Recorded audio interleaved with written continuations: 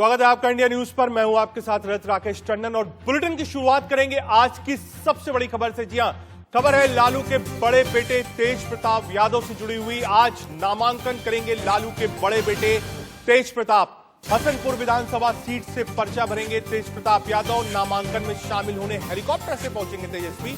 नामांकन के बाद कर्पूरी ठाकुर स्टेडियम में करेंगे जनसभा। हसनपुर विधान सिंधिया का दौरा भी करेंगे तेजस्वी जी। आज की बड़ी खबर आपको बता दें, तेजस्वी आज अपना नामांकन भरेंगे। बिहार विधानसभा चुनाव में आज लालू के लाल हुंकार भरेंगे। एक तरफ लालू के बड़े बेटे तेज प्रताप यादव हसनपुर विधानसभा सीट से पर्चा भरेंगे, तो लालू के छोटे बेटे तेजस्वी ताबड़तोड़ चुनाव प्रचार करने वाले हैं। पहले तेजस्वी अपने बड़े भाई तेज प्रताप के नामांकन में शामिल होंगे, उसके बाद वो जनसभा करेंगे। आज तेजस्वी कई विधानसभा क्षेत्रों का दौरा करने वाले हैं। तो आज की बड़ी खबर यही है कि लालू के बेटे तेज प्रताप आज नामांकन भरेंगे। दोनों भाई साथ में होंगे। उसके बाद कर्पूरी ठाकुर स्टेडियम में जनसभा को संबोधित करेंगे। ये पहली जनसभा होगी जो कि कोविड के दौरान बिहार चुनाव में जिसका आगाज होगा, और पहली जनसभा आज आरजेडी करने जा रही है।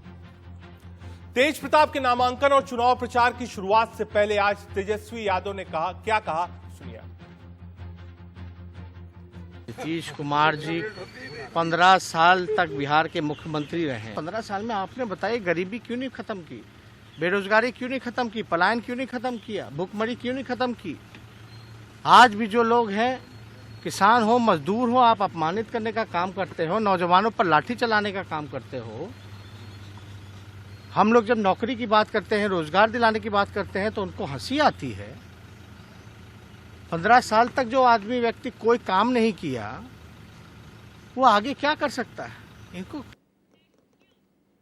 जी हां, बिल्कुल आगाज हो गया है। आज आरजेडी की तरफ से तेज प्रताप अपना पर्चा भरेंगे। उसके बाद एक बड़ी जनसभा को संबोधित करेंगे। इस बात का ध्यान भी रखेंगे कि कोविड के जो प्रोटोकॉल्स हैं उसको फॉलो किया जाए। अब बात जेडीयू की। इस बार जेडीयू से अलग होकर चुनाव लड़ रही आरजेडी ने चुनाव प्रचार में पूरी ताकत झोंक रखी है। कल आरजेडी ने अपना कैंपेन सॉन्ग भी रिलीज किया, वो भी आपको सुना देते हैं।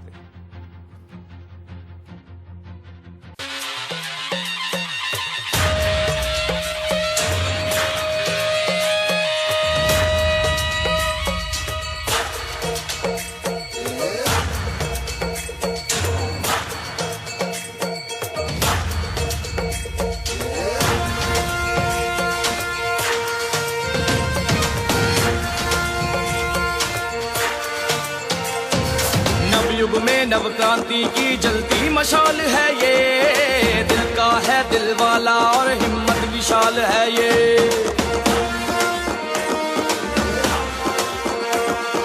नव युग में नव क्रांति की जलती मशाल है ये, दिल का है दिल वाला और हिम्मत विशाल है ये। है गरीब का संबल मजबूरों की ढाल है ये, भाई सखा बेटा सबका रखता ख्याल है ये। विजयी होगा बिहार और जन जन की होगी विजय, एक स्वर में हर घर घर से ललकार उठी है ये। इस बार तेजस्वी तय है, इस बार तेजस्वी तय, इस बार तेजस्वी तय है, इस बार तेजस्वी तय, इस बार तेजस्वी तय है, इस बार तेजस्वी तय, इस बार तेजस्वी तय है, इस बार तेजस्वी तय।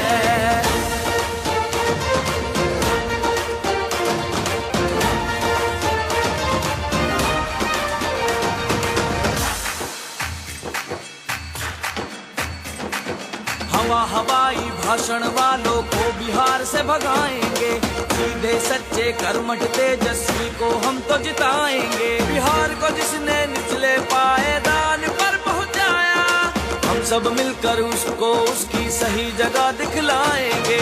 विजयी होगा बिहार और जन जन की होगी विजय।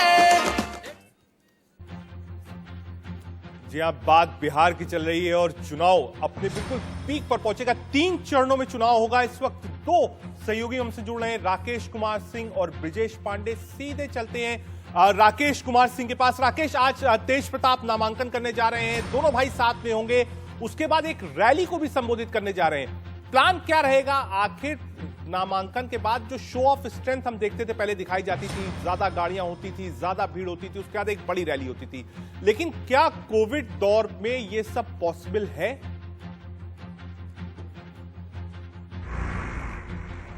देखिए रजत, बिहार विधानसभा चुनाव के पहले चरण के मतदान को लेकर गतिविधियां अब जोर पकड़ने लगी हैं। भाजपा और जदयू के बाद अब राजद चुनाव प्रचार का आगाज करने जा रहा है। तेजस्वी और तेजप्रताप यादव एक साथ समस्तीपुर जिले के रोसड़ा में के रैली से हुंकार भरेंगे। इससे पहले तेजस्वी यादव पहले बड़े भाई तेजप्रताप यादव के नामांकन के लिए हसनपुर जाएंगे और पर्चा दाखिल करने के बाद दोनों रोसड़ा में चुनावी रैली में भाग लेंगे। बता दें आपको कि 2015 में महुआ से विधानसभा चुनाव जीतने के बाद तेजप्रताप ने इस चुनाव में अपनी सीट बदल दी है और वह अब समस्तीपुर जिले के हसनपुर विधानसभा सीट से चुनाव लड़ रहे हैं। तेजप्रताप ने नामांकन से पहले ट्वीट कर जनता से आशीर्वाद मांगा है। वहीं समर्थकों से कोरोना संबंधी दिशा निर्देशों का पालन करने का आग्रह किया है। सीट चेंज करने की वजह क्या है? क्या ये सेफ सीट मानी जा रही है तेजप्रताप के लिए? क्या ये सेफ सीट थी? बहुत ज्यादा इसमें दिक्कत नहीं थी? क्या ये सेफ सीट थी इसीलिए इस सीट को चुना है?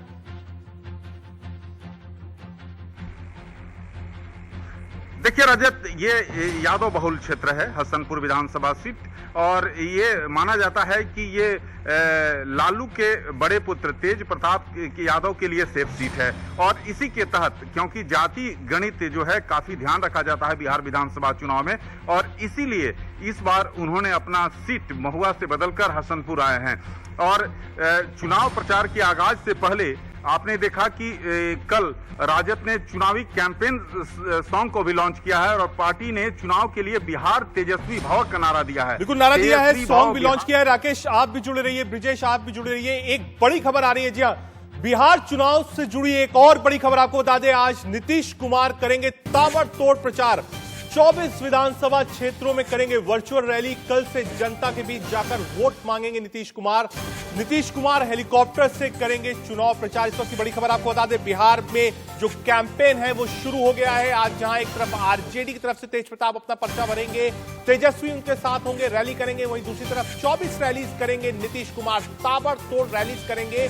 जब जहां जरूरत पड़ रही है वहां वर्चुअल रैलीज का सहारा हो रहा है और जहां पर वर्चुअल रैलीज की जरूरत नहीं है वहां हेलीकॉप्टर से जितने भी कैंपेनर्स हैं, जितने भी बड़े चेहरे हैं बिहार के, वो कैंपेन कर रहे हैं। इस बार बिहार का चुनाव बेहद दिलचस्प होगा। इस बार ऐसा चुनाव होगा कि लोग कोई भी चीज प्रिडिक्ट नहीं कर पाएंगे। एलजेपी पर लगातार सवाल उठ रहा है कि एलजेपी जिस राह चल रही है क्या वो राह सही है? क्या बीजेपी ने उसको पीछे से एक सपोर्ट दे रखा है कि आप लड़िए? हालांकि वो नेता जो बीजेपी से एलजेपी गए थे उन पर अनुशासनात्मक कार्रवाई हो गई है, लेकिन अभी भी लोग यही कह रहे हैं कि एलजेपी बीजेपी की बी टीम है। ब्रिजेश को बीच में लाना चाहूंगा। ब्रिजेश, बार बार ये बात हो रही है कि आखिर ये किस तरीके का गठबंधन है? एक तरफ साथ में रहते हैं, एक तरफ चिराग पासवान धन्यवाद करते हैं प्रधानमंत्री मोदी का, और दूसरी तरफ जो जितने भी रिबल्स हैं बीजेपी के वो सब एलजेपी की तरफ जा रहे हैं। क्या कुछ खिचड़ी पक रही है बिहार के अंदर?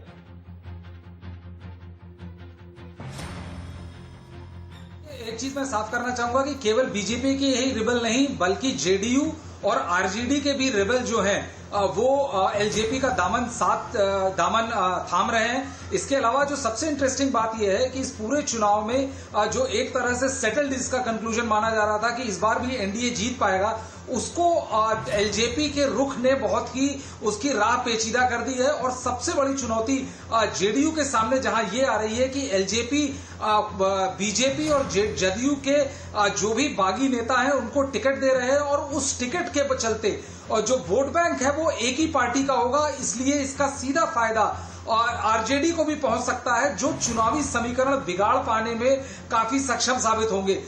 ये साफ कर दूं कि नीतीश कुमार ने बीजेपी के टॉप ब्रास के सामने ये क्लियर कर दिया था कि यदि एक साफ संदेश नहीं जाएगा जनता के सामने कि नीतीश कुमार मुख्यमंत्री होंगे यदि एनडीए चुनाव जीतती है, तो वो एक साझा प्रेस वार्ता नहीं करेंगे। और इसके बाद आपने देखा संजय जायसवाल, देवेंद्र फडणवीस और बीजेपी के तमाम नेताओं ने ये साफ कर दिया, कई मंचों पर साफ कर दिया कि जब यदि हम चुनाव साथ लड़ेंगे और चुनाव जीतने की स्थिति में जो मुख्यमंत्री कैंडिडेट होगा वो नीतीश कुमार ही होंगे और कोई नहीं होगा, चाहे सीटों की संख्या कम या ज्यादा हो। तो बीजेपी अपनी तरह से इस चीज को दबाने में और इस चीज को डिस्क्रेडिट करने में लगातार लगी हुई है।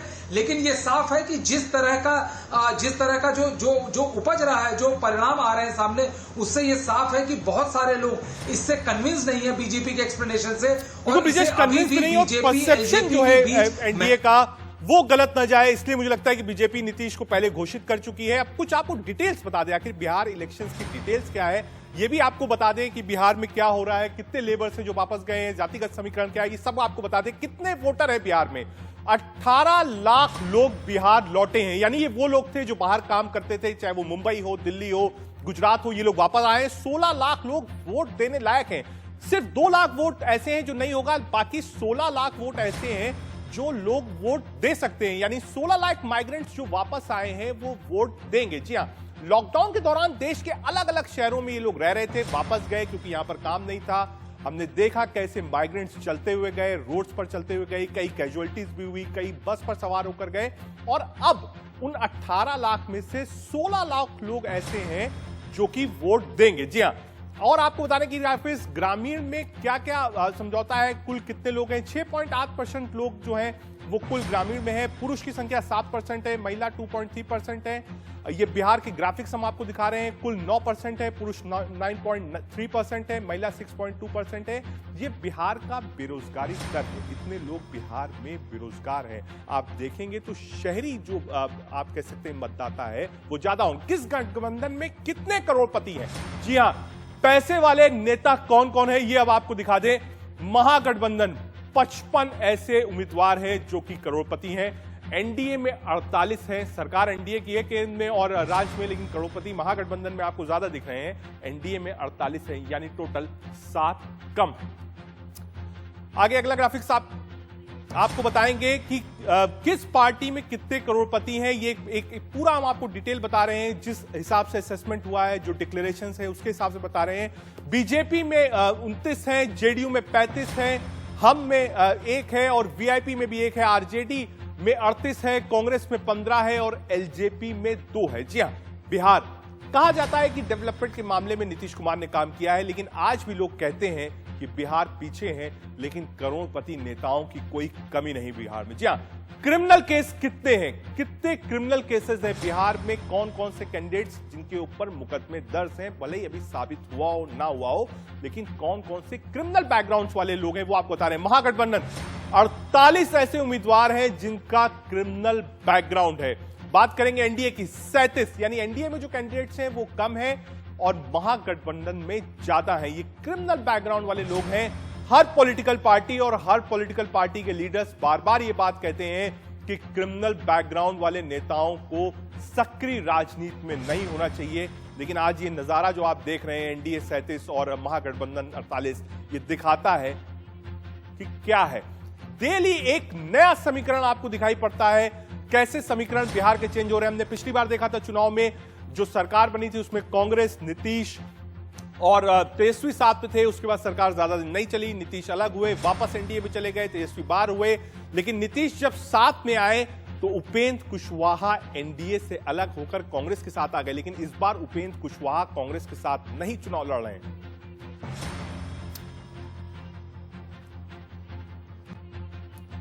इलेक्शन की जितनी भी अपडेट्स हैं हम इस इलेक्शन सेंटर से आपको बताते रहेंगे। कहां कहां कौन कौन रैलीज करेगा, कौन कौन से बड़े नेता आज कहां पर होंगे, कौन कौन व्यक्ति आज नामांकन करेगा, बिहार की गणित क्या है, अपडेट्स क्या है और पल पल की खबर सिर्फ और सिर्फ